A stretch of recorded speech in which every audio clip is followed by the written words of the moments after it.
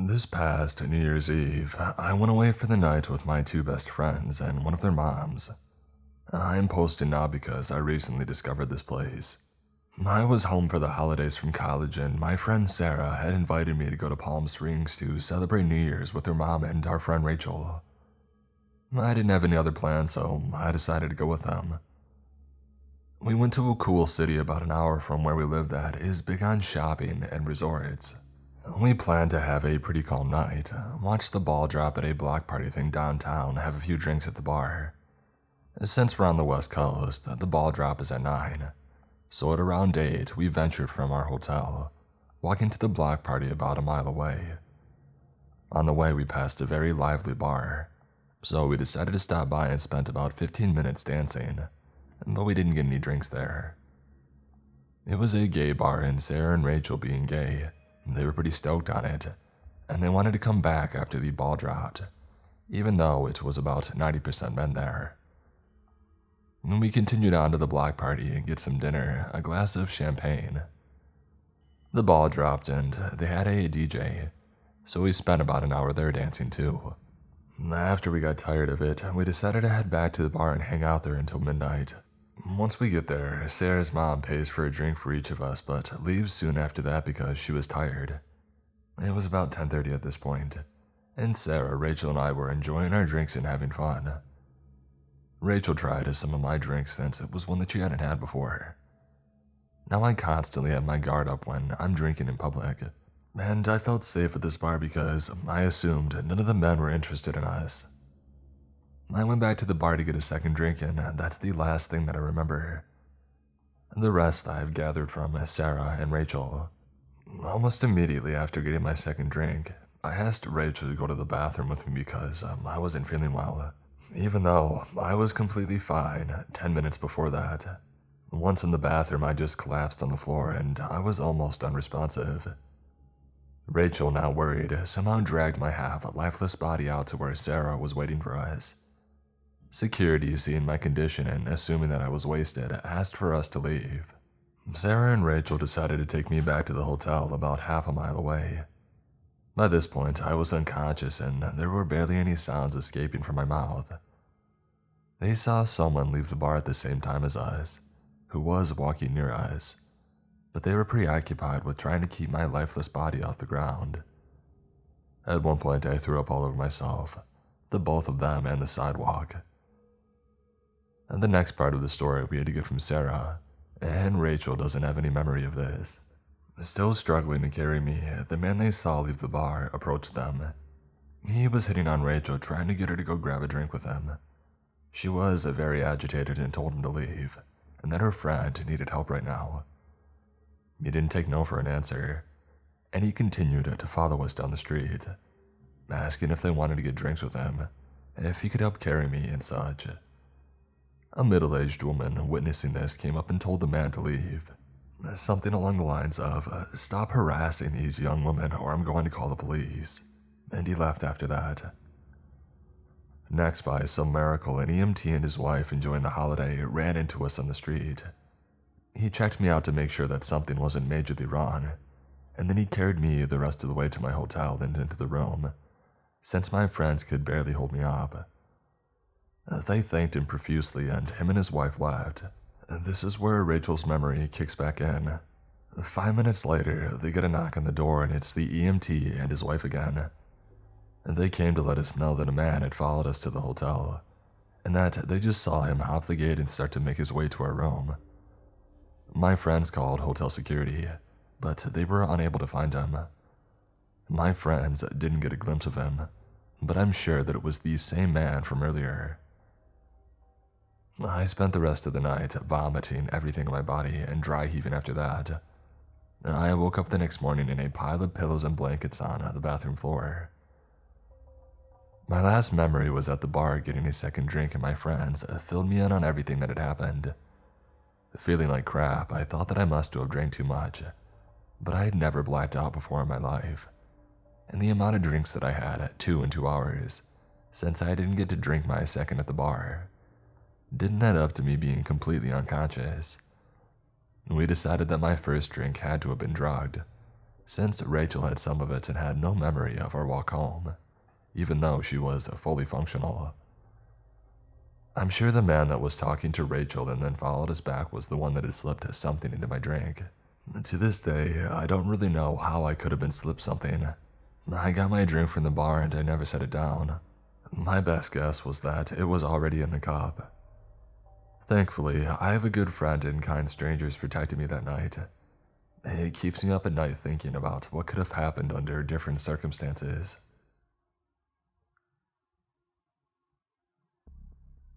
This story takes place when I was around 16 or 17. I lived with just my dad in a little apartment in a questionable area. It was the type of area that you wouldn't want to be out and about when the sun goes down. Up until a certain time, like 10 or 11 p.m., there would be a cop or two in the area patrolling and making sure that no bad activities were going on. I had a job at a restaurant in the city, which was about a 30-minute car ride and an hour-and-a-half train ride from my house. The train was a couple of blocks away from my place, and since my dad was always too lazy or hungover to drive me, that was my main form of transportation. I went to work at around 3 p.m. and would usually get home at around 12 or 1. This was my schedule 4 days a week aside from having school. I would see a lot of familiar faces on the train because of this, but we never really made conversation with each other. Until one night when I got out of work late because some idiot wanted to sit in the restaurant past closing. Thanks to them, I missed my train, and the next one wasn't scheduled to arrive for another hour. So, having nowhere to go and no money for Lyft or Uber, I sat there waiting. No one was around me when this older man showed up, kind of staggering a bit. I assumed he was another drunken hobo in the city, trying to catch a train to sleep in. Something about his face gave me a deja vu, but I shrugged it off, thinking maybe that I had just seen him on the train here or there. He made his way over to me to my discomfort and started up a conversation. He wasn't slurring, but the way that he was looking down at me gave me goosebumps. He asked me why I was out there so late all by myself. I had to reply as to not anger him, but I mean, we were alone and he was close enough to me to pull out a knife or something.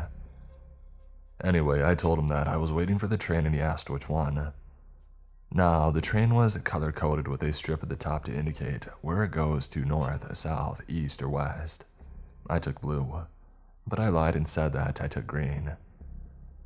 He looked at the schedule above and saw that the green train was coming in 15 minutes.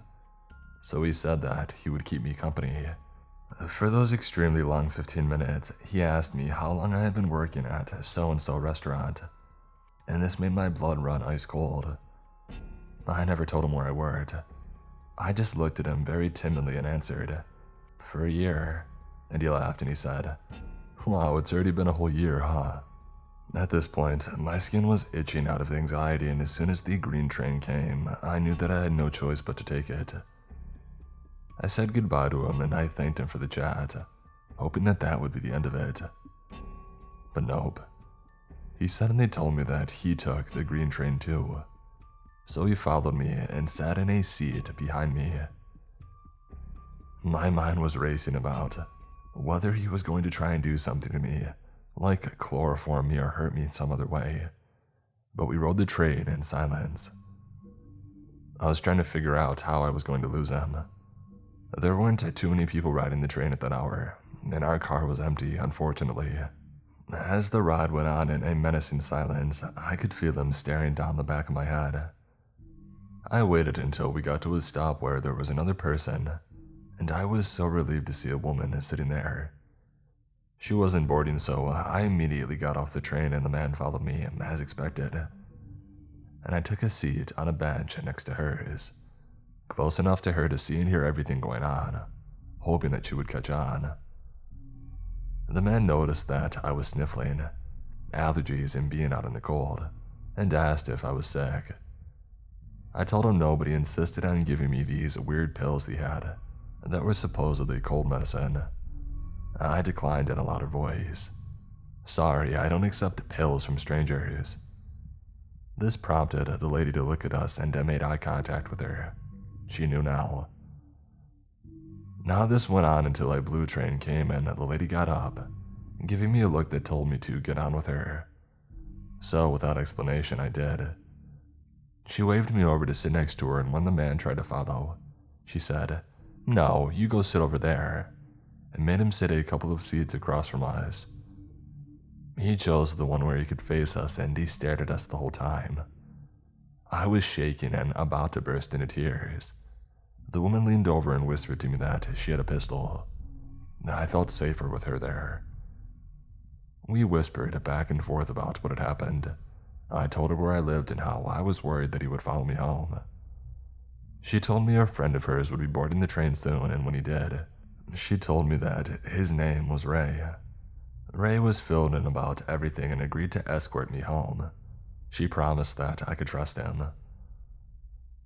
The two of them waited with me until I got to my stop.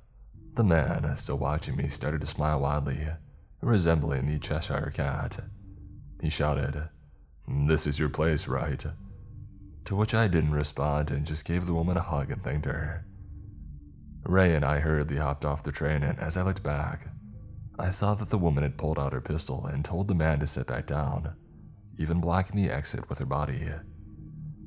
I finally let myself cry in relief. Ray walked me home and tried to calm me down by telling me about his job and his family. After watching me get inside the gates of my apartment safely, I thanked him profusely for his help. It chills me to think about how that night would have turned out if I hadn't met up with that woman and her friend. I feel extremely lucky to this day.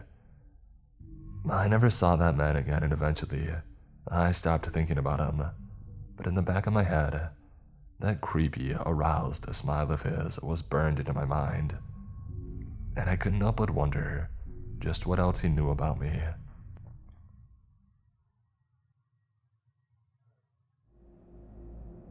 This happened yesterday after I had finished the night shift at around 3 a.m. I work at a store of a big fast food chain to pay for my university. Our staff changes frequently because of a lot of students and people working at our place, so you don't get to know each other very well. Everybody has their own social life, and it is very, very rare for coworkers to establish friendships outside of working hours. But still, you know the people on your shift in the night shift has particularly few workers. One of my workers, Jazir, started to get interested in me. Not that I noticed. I'm young and dumb and like being friendly, and it's important for later. Have a hard time saying no. In December of 2019, our store threw a Christmas party at a pub. I went and had a great time, but I also made plans for later that night. Because of that, I wanted to leave early, which made Jazir also want to leave early despite the fact that he needed nor planned it beforehand, which made me uncomfortable. Unfortunately, he didn't know how to get to the train station and I did, so I couldn't say no and I just let him tag along. When we arrived at the train station, it came to light that there was no train that he could take to get home. None. He didn't check beforehand. He did not ask me. He had wanted to tag along with me, that's it. Super uncomfortable. Instead of taking the train to the main station, he got into my train and only got out when I insisted that he changes trains at another big station. But oh boy, that was not the train of the title. In January of 2020, Jazir asked me out for coffee and I agreed. I thought, he just wants to be friends. He doesn't have any and can only rely on his coworkers. If something happens, I can just nope out of there. And so I went. First, it was okay-ish. We mostly talked about work-related stuff, because we don't share any hobbies. We are not the same age and we don't have the same mother tongue. Jazir didn't like talking about work and nothing more. He started talking about how different I was from other coworkers, how nice of a person that I am, and how good my charisma is. And then he asked if we could get to know each other better. I genuinely didn't want to and still don't. Jazir is not my type, neither as a person nor from his looks. Especially his looks, even if I sound superficial. While I'm in my early 20s, Jazir is at least in his early 30s. I have no problem with age gaps, It's a story for another time. But I am not attracted to men that like teenagers. Instead of telling Jazeera straight no, I told him that I was not interested in having a boyfriend. He didn't take me seriously and he told me that he would change my mind. I told him that he wouldn't. He again was not really on board with that opinion, so I elaborated my opinions 3 times in German and 1 time in English to get it very clear. He always changes to English if he does not get something or he thinks he misunderstood, even if he had heard it clearly and just didn't like it. I mean, obviously my opinion is going to change if I explain it in English rather than German. We left the conversation with him still not convinced and me being really not interested in a second meeting. He quit soon after and I foolishly assumed that I was free. But whenever he came to my workplace to place an order, he would ask me out to eat something, and every time I would postpone it with whatever I had said the last time, because of finals, because of travel, because of anything I could get my hands on. Then came everything with the pandemic that hit Germany in March and I didn't see him anymore. I blocked him on social media in April and hoped that that was the last thing to happen. But oh boy, that was not the case. Today, I finished my shift at 3 a.m. and left with my female and other coworker to catch the next train. We take different trains and so we decided to wait in the main lobby until we needed to go to my platform. In that time, Jazeera approached. He had just finished his shift and was on his way home. My friend asked him which train he needed to get on and he said that he was walking home. While the conversation went on, I got closer to my friend to get some space between me and Jazeera. My friend didn't get the idea of how uncomfortable I was in this situation, and she just walked away. What did Jazeera do? Well, he placed myself between me and my friend, right in my vision line. Every fiber of my body felt repulsed when he barged into my personal space. I decided that I could not take a private conversation with him and said, "Oh look, I need to go to my platform," to end it, but he followed me. Through the main lobby, through the train station, and into the elevator and into the train. I was internally screaming and walked through the train until I saw another person. I sat down in the row of seats next to me and Jazeera followed. As if every bit of luck had just left me, the other passenger moved seats and went away, so I was alone again. Jazeera talked and I showed clear signs of not wanting to continue the conversation. I hoped that he would leave, but the train soon departed. Mind you, the train goes in the opposite direction of his house, and it's a 1-hour walking distance to my workplace. There is no way this man could get anything out of taking that train, except for following me and continuing the conversation. I was freaked out and told him in English that he was acting very weird. Maybe I could have used a different word, but English isn't my first language, and at that point, I only thought about escaping. I couldn't let him see my station or he could easily find my house. I don't live in a rural area, but at 3 a.m. there's really nobody on the streets, so him following me home was terrifying. I thought about getting off a station earlier, but then I would need to get a cab, for which I didn't have any cash on me, or I needed to walk the rest of the way and he could still follow me. I decided to get up at the next station, let him get out of the train first, and then just stay inside while the doors closed. It fortunately worked, but only after telling him clear that this was not my station. I would not get out and he would not get back in. I even held my hand out to stop him from coming back. He stayed outside after the conductor shouted at us to let the door close. So let's rewind a little bit. He is way older than me, but does not get the concept of me not wanting to be in a relationship with him. Whenever he doesn't like an answer, he switches to English, because it just might be me misunderstanding. He followed me 2 times into my train and almost home, without even thinking about how creepy that behavior is. So Jazeera, please just leave me alone. I hope I never see you again. You really should get a point and stop being so weird.